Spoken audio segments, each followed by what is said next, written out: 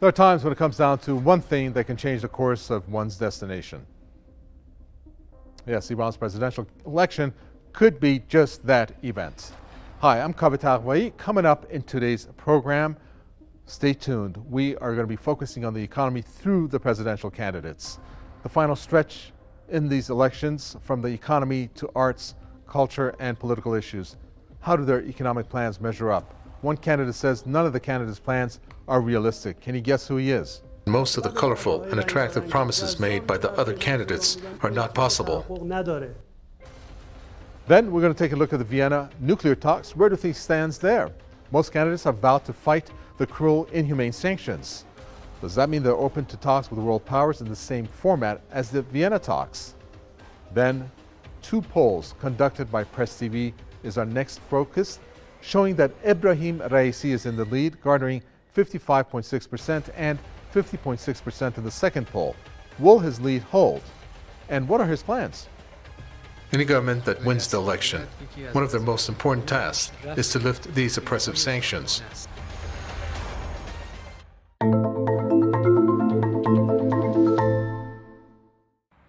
The Islamic Republic of Iran, 80 million strong, vast natural resources, from oil to natural gas.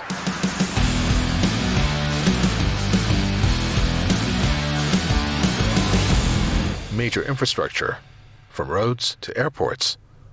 Then why is the economy not doing as well as it should? Western-imposed sanctions, especially from the U.S. What do the presidential candidates have to say? The nuclear deal is part of the Islamic Republic's foreign policy, but the U.S. needs to return to its obligations that it unilaterally abandoned. To do so, it first needs to remove all its sanctions against Iran. In my government, I will take steps to revive the nuclear deal as it was when it was signed in 2015. From day one in my government, I will start working on stability in the market. Fluctuations need to be harnessed and brought down to a minimum. The market for our producers needs to be predictable. This will lead to stable prices.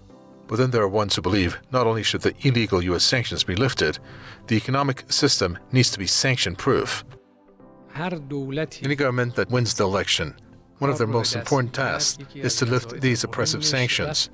In this regard, there should be no doubt that we must do everything in our power to lift these oppressive sanctions. But along with this issue, neutralizing sanctions must take place in the practical agenda, and its economy should not be made conditional either. We shouldn't stop at these issues. We should try to make the economy self-sufficient. In a new emerging world order, Iran cannot be discounted. And with a nuclear deal or not, it will cement its place on the world stage.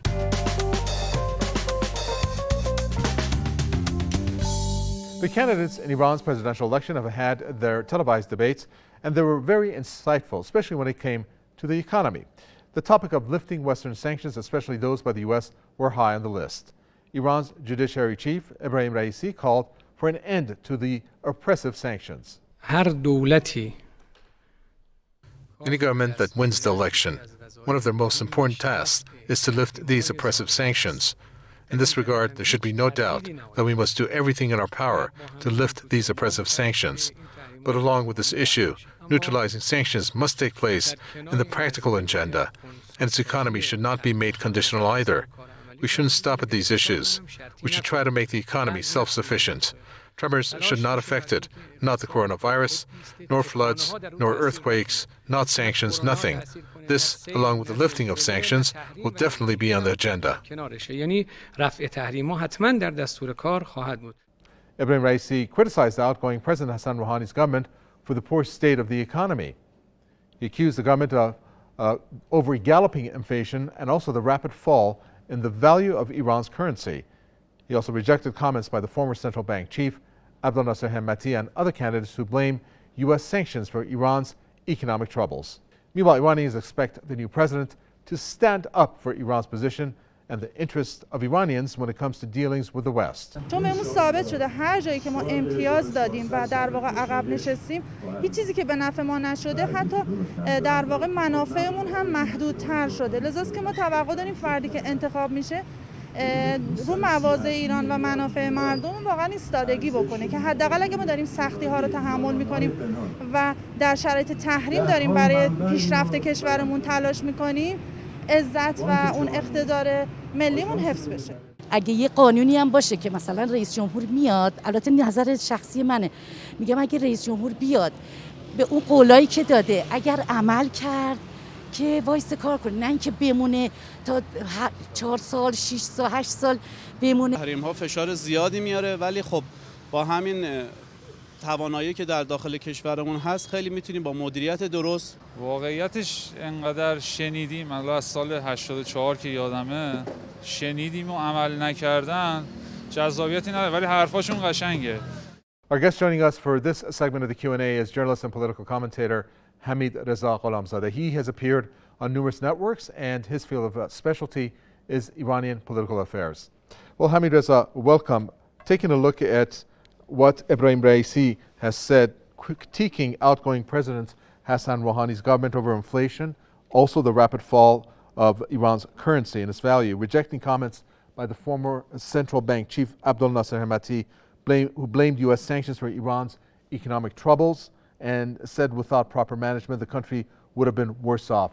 Do you agree with Ebrahim Raisi there? You know, the first point is that the Iranians are not buying the negotiations like how they did actually that 4 or 8 years ago. At those time, as people were very hopeful about the a potential improvements of economy through the negotiations and reaching an agreement with the West. But now it is not working like that. Many people are disappointed with the JCPOA right now, although there are some hopes about the Vienna talks. But it doesn't mean that people are considering it a very important stake in the upcoming elections, and they are going to actually pay much attention to the promises that the candidates make or the possibility of significant changes just because of the Vienna talks. Because people have experienced the JCPOA at its best times, which was during President Obama, who himself didn't actually lift all the sanctions. So the situation seems to be the same at the best terms. So the first point is that it's not like people are going to buy such claims that there are going to be some negotiations or openings in the economy with the agreement with the Americans or the European sides. The other point is that the promises that candidates make is not just something that they can actually fulfill by themselves. As we know, the foreign policy of any country, especially Iran, is not a one-man tango by the president. It's something decided beyond the one branch of power. And here in Iran, it is Supreme Council for National Security which decides about that. So it is something that the tactics are, of course, made by the government, but it doesn't mean that all the decisions can be made by them. So it's not something that the candidates can easily decide about that. Okay, we appreciate that. Thank you very much, Hamid Reza, with his comments there. Well, we are headed for a quick break here on Economic Divide, but don't go anywhere. We will be back very shortly. But before that, let's take a look at some of Iran's resources. There's no escaping that the economy is the number one issue for the country, but there's also another fact that is really baffling. Why should a country with so many resources suffer so much economically?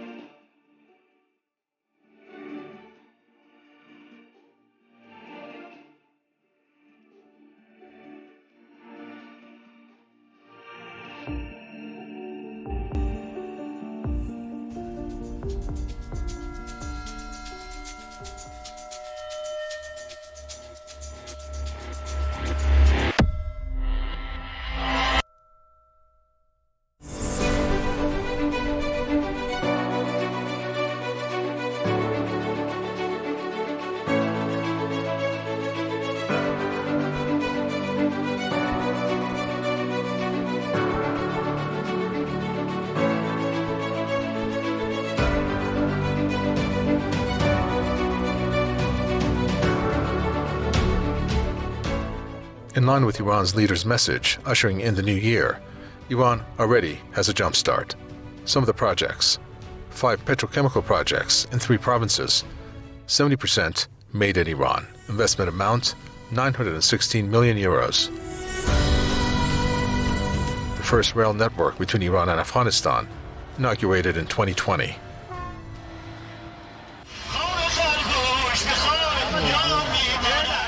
راهن یکی از ارزان‌ترین مسیرها هست و خوشبختانه مسیر هرات، خاف و از طریق جمهوری اسلامی ایران مسیر مطلوبی به خط راهن ترکیه و اروپا هست. Amirabad port in northern Iran.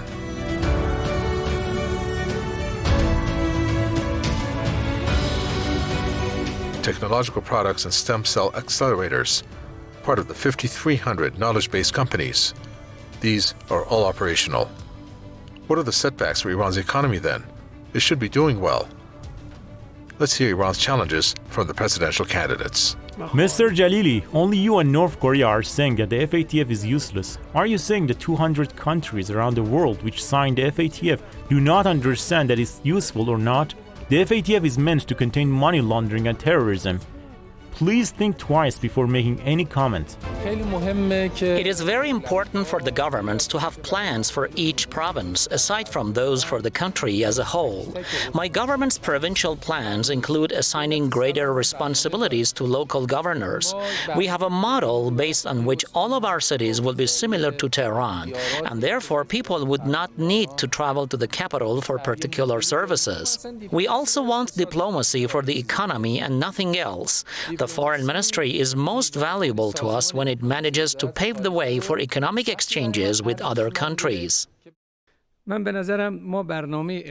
My economic plan can be summed up in 3 main points. Of course, there are other important issues I will address later if time allows. But now I would like to mention these 3 principles, which are the most important ones. The first one is overhauling governance and fighting corruption, inefficiency, and discrimination. The second point concerns supporting underprivileged families and social strata. And the third is increasing production and boosting businesses.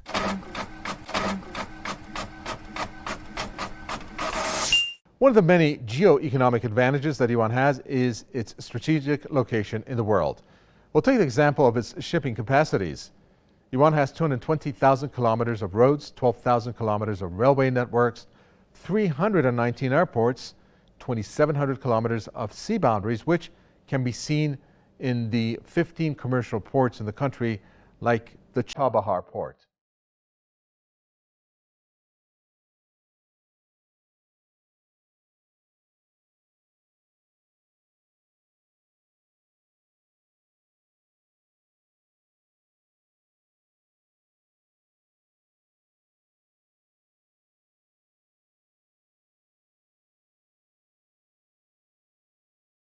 Let's bring in both guests for this section of the Q&A and see whether they see eye to eye on our question.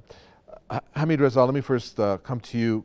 The World Bank has actually revised its estimates for Iran's economic growth in its latest global economic prospect reports published in June, forecasting Iran to experience 2.1% and 2.2% growth in 2021 and 22 respectively. Do you think Iran's growth will be based in fields other than just oil sales, as Iran's leader has recommended?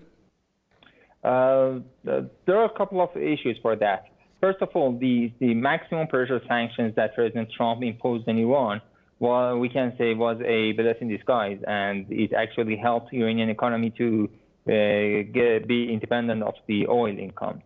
And because of that, the country realized that it can survive without oil, and it needs actually to do so. So they try to find other sources, like, for example, levying taxes on people and on some cohorts of people who didn't actually pay tax, or they were not seriously asked for. And are also other sorts of exports. As I said, that there are many other things that Iran can export rather than raw materials or raw oil, crude oil. So these times, these years, actually, since 2018, that President Trump left the JCPOA and imposed maximum pressure sanctions, paved the ground for Iran to move toward that way. And it has worked, actually. Iran is trying to focus on its domestic possibilities and capabilities and capacities to make them possible to work, to focus on the powers than the incomes that it can make internally, and also chances that it can give it to export those products that can be produced domestically. And all these things have helped this improvement of the economy and the possible growth that is happening. And that's why Iran says that the maximum pressure campaign has failed, because the Americans have said that they have done every sanctions that they could, and there is no more sanctions that they can impose on Iran. And Iran is moving toward a growth. And it is during the coronavirus pandemic problem that is a major issue, because the whole world, except for China, which is an exception, every country in the world faced a negative growth in economy because of the pandemic. But of course, Iran did as well in the last year. But anyway, Iran is quickly moving toward a positive one, which is a rare case, actually, especially considering all the sanctions that Iran is suffering, all the situations that it has. And so it is an interesting case, actually, that Iran has not only survived the sanctions, but actually used it to improve the situation and the prospects for the perspective for its economy in the future. Okay, let's bring in Fuad in here. Fuad, Hamid Reza has said that Iran's focus actually on its domestic production is a reason for the economic growth that it has been reported by the World Bank, as I mentioned. How do you explain Iran's economic growth, albeit not that large, yet significant due to the state of Iran's economic siege by the West or economic terrorism by the U.S.? You know, having economic growth in 2021, 2022 is something to be expected in all countries generally, because Iran and other countries in the world are coming out of COVID pandemic crisis, economic crisis that was created by COVID. So you would expect some level of enhanced economic activities and growth. And that growth is not going to be all related to the oil sales or Iran's energy production, because a lot of businesses face difficulties due to the COVID pandemic. When they go back to business, obviously you will see growth, and not all businesses are in line with the energy sector. So overall, I think as we progress, Iranians can expect a better future in relations to what they have experienced in the last year or two, because COVID is going to go away, because you're going to see ways of going around sanctions. If even we don't get an agreement with the United States on sanctions relief, I think the Iranian government is becoming more mature with regard to going around sanctions and using tools that they have to reduce the level of economic pressure that the sanctions caused. So overall, I'm more optimistic than pessimist.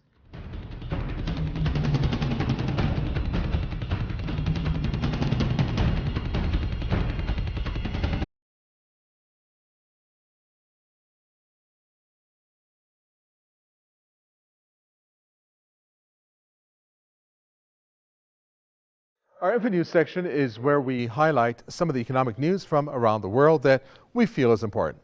First up, let's take a look at this piece of news which really caught our attention based on the country that's imposing what it is called a sanctions law. And that comes from China. It's a law to counter foreign sanctions.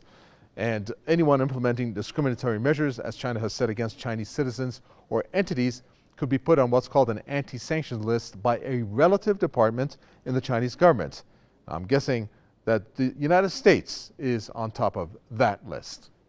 Okay, moving on. Next, we have an inflation alert.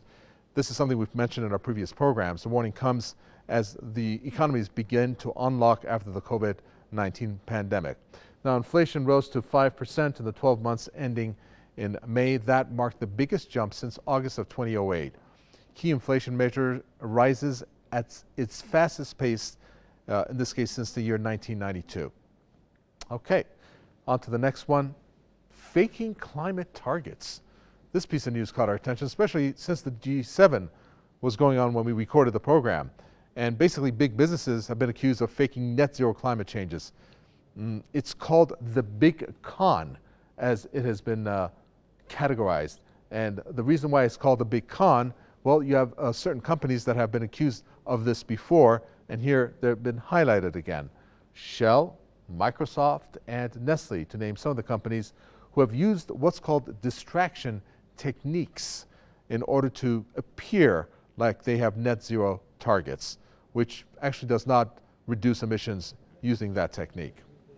Well, speaking of the G7, you have a pledge that was made by the UK and the US that 1 billion doses of COVID-19 vaccines will be pledged, or was pledged by both countries. Well, shocked you shouldn't be. Why? Because first, the US had made that pledge months ago and never followed through with it. Second, campaigners are saying that that's a failure, since the world would need 11 billion doses to end the pandemic. It's not easy to trust America again. That's why Iran is saying that you lift sanctions, because when you suspend, you can always go back. So we say terminate sanctions, and then we need to see that in practice. Because last time we listened to your words and we got almost nothing. This time we want to see some action. We just don't want to accept your words. That's what Iran is saying.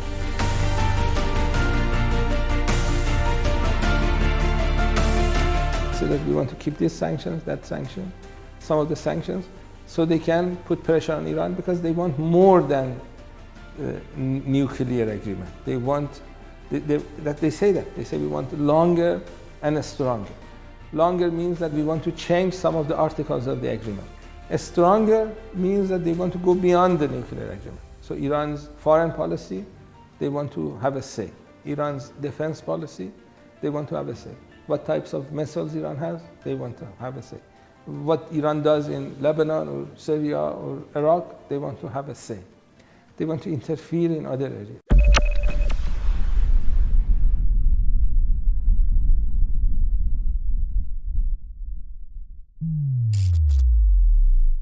By the time you see this program, Iran will have a new president. Perhaps like no other time in Iran's history is there an election as important as this one.